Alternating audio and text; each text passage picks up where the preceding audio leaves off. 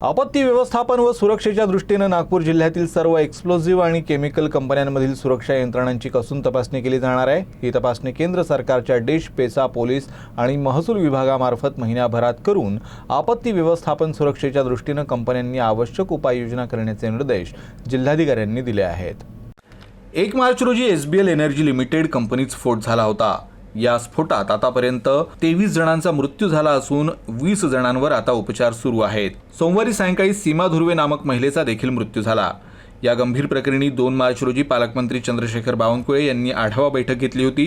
जिल्ह्यातील सर्व एक्सप्लोजिव्ह आणि केमिकल कंपन्यांमध्ये आपत्ती व्यवस्थापन आणि सुरक्षेच्या दृष्टीने आवश्यक उपाययोजना सर्व इंडस्ट्रीजमध्ये आहेत का याची पुनर्तपासणी करण्याचे त्यांनी निर्देश दिले होते।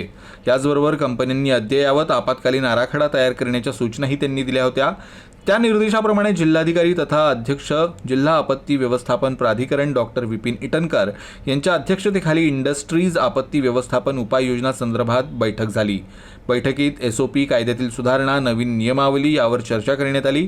तपासणी दरम्यान कंपन्यांमध्ये आढळून येणाऱ्या त्रुटींची पूर्तता तातडीने करण्याचे निर्देश जिल्हाधिकाऱ्यांनी दिले। जिल्हा पोलीस अधीक्षक हर्ष पोद्दार यांनीही यावेळी दूरदृश्य प्रणालीद्वारे संवाद साधला। कामगारांच्या सुरक्षेला उद्योजकांनी सर्वोच्च प्राधान्य देण्याची गरज आहे। कंपनीच्या बजेटमध्ये देखील कामगारांच्या सुरक्षेसाठी पुरेशी तरतूद ठेवण्याची गरज आहे। कर्मचाऱ्यांना नियमितपणे प्रशिक्षण, आवश्यक उपकरणे याविषयीची त्यांनी माहिती दिली।